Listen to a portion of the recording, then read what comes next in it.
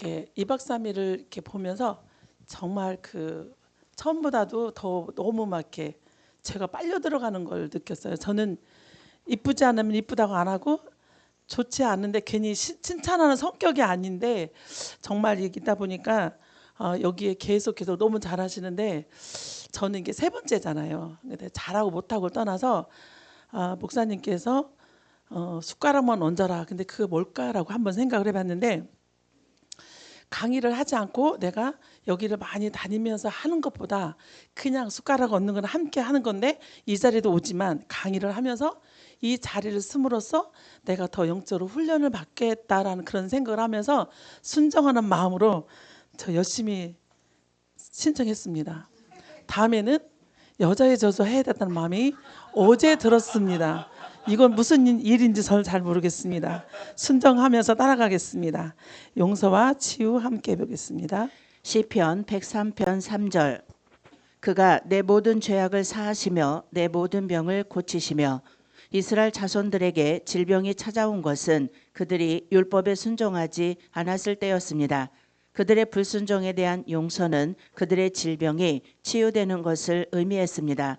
이스라엘 자손들에게 고통이 찾아온 것은 그들이 잘못을 저질러 스스로 언약의 보호 밖으로 나갔을 때였습니다. 시편 107편 19절에서 20절. 이에 저희가 그 근심 중에서 여호와께 부르짖음에 그 고통에서 구원하시되 저가 그 말씀을 보내어 저희를 고치사 위경에서 건지시는도다. 아멘. 이 말씀을 치유와 용서와 치유를 제가 저희 교회에서도 많이 했어요. 했는데 오늘 또 읽어보니까 처음인 것 같아요. 어제도 읽어봤는데 또 생소한 것 같아요. 좀 신기한 말씀이에요.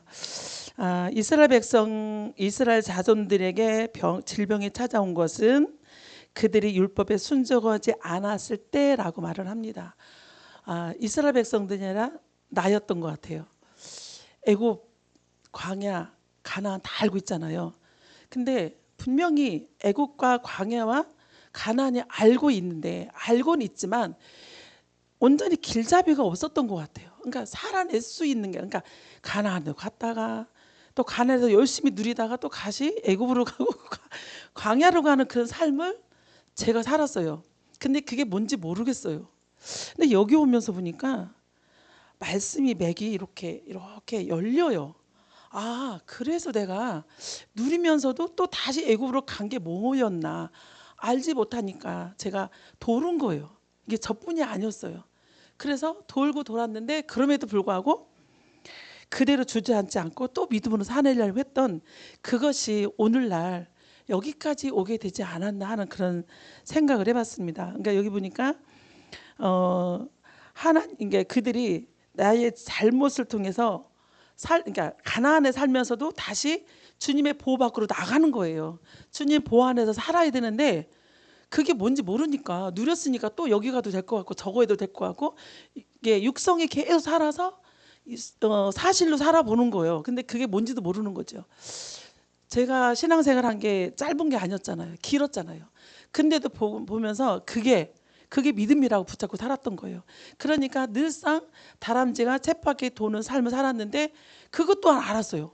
이스라엘 백성들이 광야에서 다람쥐 쳇바퀴 돌며 산다라고 제가 또 설교를 하잖아요. 구역공과에서 하잖아요.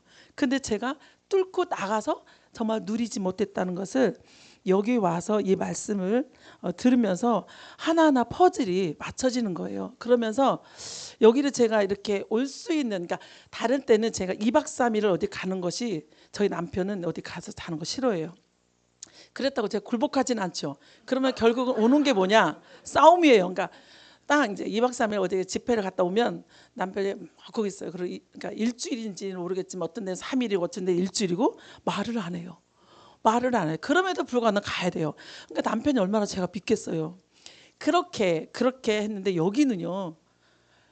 내가 그렇게 올라가고 애쓰지도 않았는데 와지는 거예요. 이게 뭔 일인지 모르겠어요.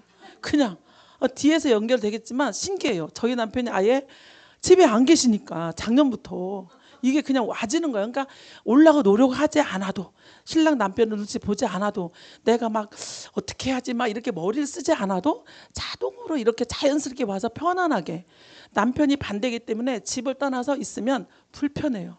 2박 3일 있어도 은혜 받긴 하지만 불편한 거예요. 집에 오면 신경 쓰는 거예요. 제가 이런 삶을 살았는데 신기하게 여기는 이렇게 이미 하나님께서 열어놓으셔서 제가 마음껏 와서 2박 3일 신경도 안 쓰고 할 수 있던 것이, 이것이 하나님의 나를 이제 가나안에서 온전히 살게 하시려는 그런 길이구나. 왜 많이 애썼잖아요, 사실은. 그래서 하나님이 길을 열어주셨다 생각이 들었습니다. 우리는 언약 아래 보호를 받고 있습니다. 그러나 언약의 보호 밖으로 스스로 나가는 것도 가능합니다. 내가 신령한 건강과 치유에 관련된 하나님의 말씀의 진리를 알게 된 이후에 신체적 이상이 나를 찾아온 경우는 내가 그 보호 밖으로 나갔을 때뿐이었습니다. 단지 내가 마땅히 해야 할 일로 하나님께 순종하지 않았다는 의미입니다. 즉 언약의 보호 아래에서 빠져나와 스스로를 원수의 공격에 열어주게 된 것입니다. 그럴 경우에는 회개하고 제자리로 돌아와야만 했습니다. 그가 그렇게 한 순간 내 몸은 치유받았습니다. 하나님은 죄를 용서하신다. 하나님은 질병을 치유하십니다. 하나님은 말씀을 보내셔서 우리를 치유하십니다. 하나님은 우리를 멸망에서 구출하십니다. 하나님은 우리의 죄를 용서하시고 말씀을 보내셔서 치유하시며 우리의 미래의 문을 여십니다. 그래서 최고의 미래지향적 태도는 용서입니다. 용서 없이 과거로부터 자유로운 미래를 얻을 수 있는 길은 없습니다. 우리는 용서하고 용서받아야 합니다. 그래서 하나님은 우리에게 말씀을 보내십니다. 우리 인간은 스스로의 힘으로는 진정한 용서와 용서받음을 할 수가 없습니다. 그래서 하나님은 용서와 사랑의 말씀을 보내주셔서 용서하며 사랑할 수 있는 이치를 깨닫게 하십니다. 아멘. 여기 보니까 즉 언약의 보호 아래서 빠져나와 스스로라고 합니다. 스스로를 원수의 공격에 열어주는 것이라고 말씀하셨는데, 누가가 아니라 내 스스로가 그렇게 사단한테 나를 내어준 거예요. 사단이 와서 꽁꽁 묶고 있는데 와서 문을 여는 것이 아니라 내가 문을 열어줬던 것을 볼 수 있었습니다. 그래서 용서와 치유, 제가 치유라는 거는 제가 이렇게 생각해 봤어요. 이게 조금만 다쳐도 아프잖아요. 근데 보이잖아요. 이게 내면의 치유는, 내면의 상처는 안 보여요. 안 보여. 그냥 사는 거예요.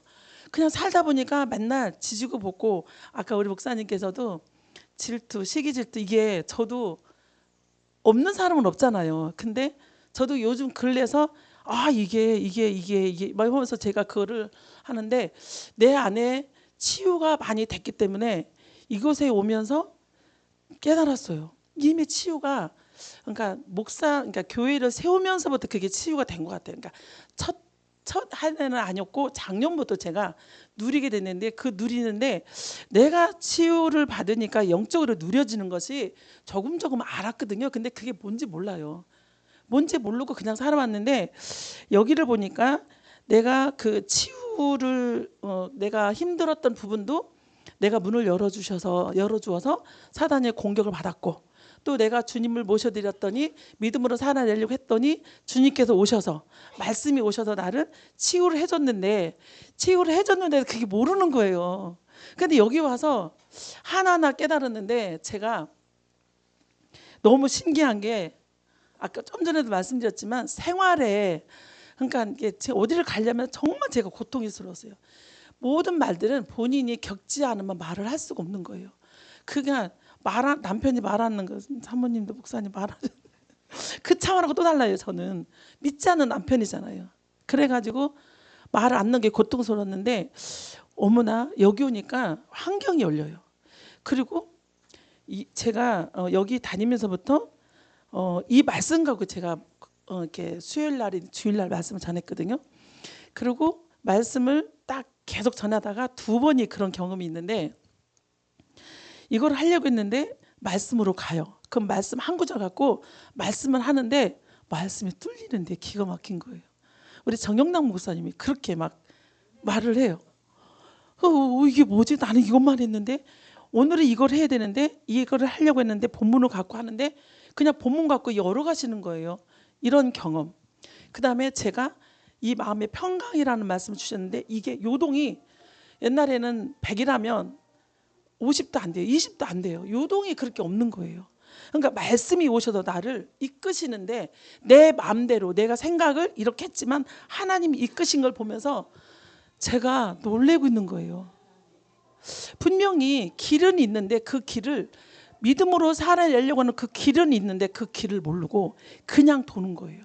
그게 뭐냐면 제가 옛날에 그 서울을 갔는데 그때 내비가 없을 때인데요. 자양동인데 나와서 서해고속으로 타야 되잖아요. 근데 제가 길치인데 거기를 뱅글뱅글 도는 거예요. 그래서 누구를 통해서 전화했는데 전화해서 알려주는지도 모르고 있는 거예요. 간신히 빠져나와서 신나게 막 달려갔는데 그 이게 우리 저기 충청도 이렇게 나가야 되잖아요. 근데 신나게 계속 가다 보니까 판교로 가는 거예요. 제가 어제 저녁에 어제 아침에 기도하는데 그 말씀이 생각나는 거예요. 아, 분명히 길이 있는데 뱅글뱅글 도는 거예요. 그래서 거기 판교의 끝까지 가가지고 뱅글뱅글 돌다가 전화해서 간신히 찾아온 적이 있어요. 하나님이 나를 이끄시니까 지금은 내 마음대로 무엇을 할 수 없는 강도가 되게 강해졌어요. 그리고 내 환경이 이미 열어졌는데도 그게 열어진 것도 모르고 살았던 거예요. 그런데 오늘 말씀을 보니까 내 안에 치유가 되면서 작년 목회를 하기 전에는 굉장히 힘들었어요. 그러니까 나는 목사 목회를 안 하려고 했었는데 목회를 안수를 받게 하고 목회를 하다 보니까 하나님이 그냥 놓을 수가 없잖아요. 근데 어쨌든 그 전에 내가 알았던 몰랐던 내가 훈련이 된 거예요. 그리고 치유가 된 건데 그것이 뭔지 모르고 살아낸 거예요. 근데 목사가 되니까 그냥 놓을 수가 없는 거예요. 그러니까 왜 목사라고 하는 건 대단한 사람 아니지만 본이 돼야 되잖아요. 또 삶을 살아내야 되잖아요. 살지도 않고 본이 되지 않는데 여기서 강단에 말씀 전하면 너나 잘하라 이게 나오잖아요. 근데 그 목사를 하고 나서 교회를 하고 났는데 작년부터 여기까지 오면서 내가 요즘에 많은 생각을 하는데 말씀이 내게 오셔서 나를 주장하시는 거예요. 나를 이끄시는 거예요. 그러다 보니까 비전이 보이는 거예요. 그리고 목사님께서 어제 그랬잖아요. 그 시골에서 앉아서 할 거냐. 맞아요. 저는 그냥 거기서 앉아서 하려고 그랬거든요. 여기 오니까 자유하면서 세계로 가는 것이 꿈이 보이는 거예요. 그러니까 순종하게 되는 거예요.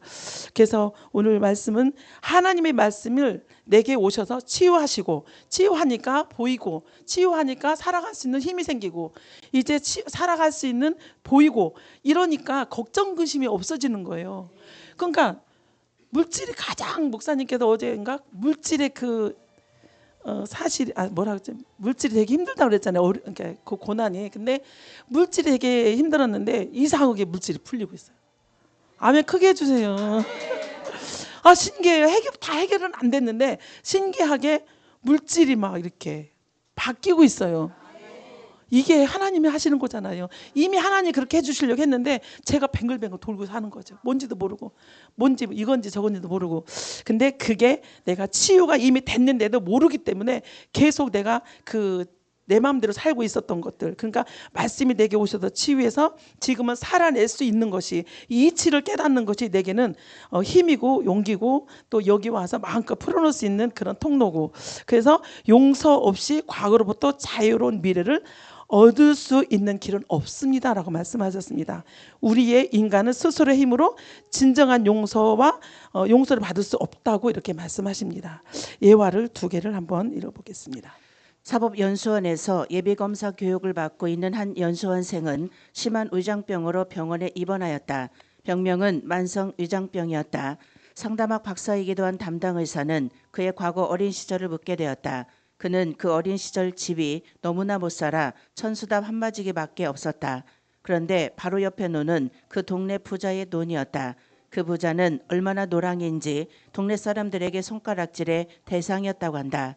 그런데 이 부자는 자기 아버지가 짓는 이 논을 매년 조금씩 쟁기로 먹어들어와 몇 년 후에는 논의 많은 부분을 자신들의 논으로 만들었다고 한다.